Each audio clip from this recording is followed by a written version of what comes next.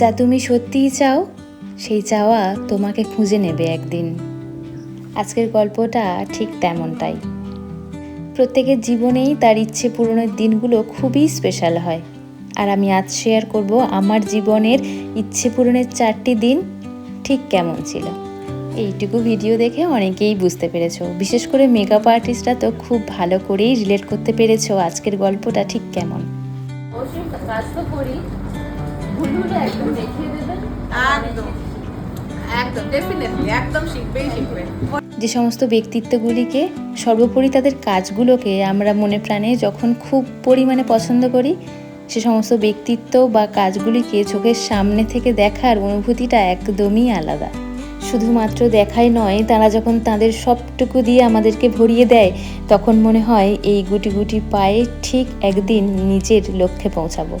মেকআপটাও যে একটা প্রফেশন হতে পারে, এই ব্যাপারটা এখন খুবই সাধারণ একটা বিষয় হলেও বেশ কিছু বছর আগে কিন্তু এই সিনারিওটা একদমই আলাদা ছিল। তখন বেশ কিছু সিনিয়র আর্টিস্টরা তাদের স্ট্রাগল, তাদের কাজ দিয়ে আমাদেরকে শিখিয়েছিল যে না, মেকআপটাও একটা প্রফেশন হতে পারে। আর ঠিক তখন থেকেই ফলো করি তানিয়া ম্যামকে। ম্যাম বা ম্যামের কাজ নিয়ে সত্যিই বোধ হয় কারোর কিছু আলাদা করে বলার অপেক্ষা থাকে না। সবসময় তো ফোনের এই প্রান্ত থেকেই দেখি, তাই অনেক দিনের ইচ্ছে ছিল ম্যামের কাছে গিয়ে ম্যামের কাজ সামনাসামনি দেখার। আর সেই সুযোগটা পেয়ে আমি সত্যিই আপ্লুত। আর ম্যাম যে সমস্ত নলেজ আমাদের দিয়েছেন সেটা অভাবনীয়। ম্যামের কিছু কথা তোমাদের সাথে শেয়ার করলাম, যা আমাদের মতো আর্টিস্টরা খুব ভালোভাবে রিলেট করতে পারবে। আর এভরি প্র্যাকটিক্যাল, আমরা প্র্যাকটিক্যাল কথা বলি, সেটা হচ্ছে ক্লায়েন্ট এসে বলবে আমি তো একদম হালকা মেকআপ করবো, একদম কম টাকার মেকআপটা আমাকে করে দাও। তো কম টাকার মেকআপ বা বেশি টাকার মেকআপ এরকম কোনো ব্যাপার হয় না। মেকআপ হচ্ছে মেকআপ, মেকআপের কোনো কিছু আলাদা কোনো কিছু নেই। মেকআপ মানে হচ্ছে মেকআপ, আমি মেকআপ করছি, মেকআপটা মেকআপে। আমার কাছে পার্টি মেকআপ বলে কোনো কিছু হয় না।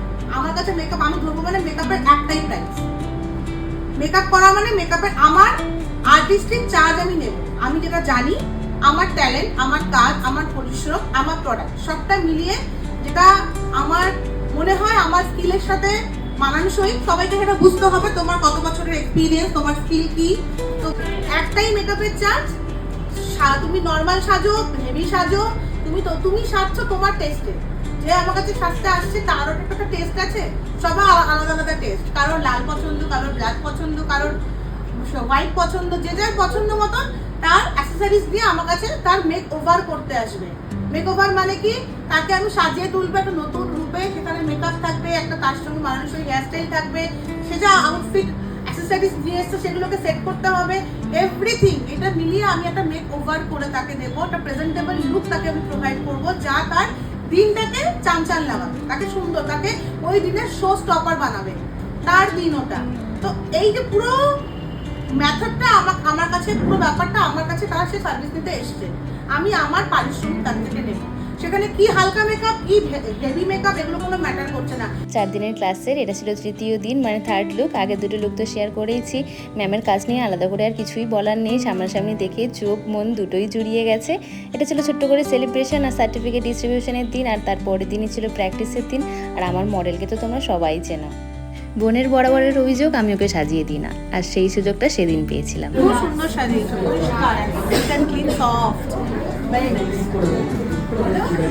এ জীবনে শেখার যেন না শেষ হয়। আবারও যদি কোনোদিন সুযোগ পাই অবশ্যই যাব ম্যামের কাছে, আর ম্যামের কাছে চিরকৃতজ্ঞ থাকবো। ম্যামকে অনেক ভালোবাসা, অনেক শ্রদ্ধা, আমার প্রণামও। নতুন কিছু নিয়ে দেখা হচ্ছে আপকামিং নতুন ব্রাইডদের সাথে। আজ আসি।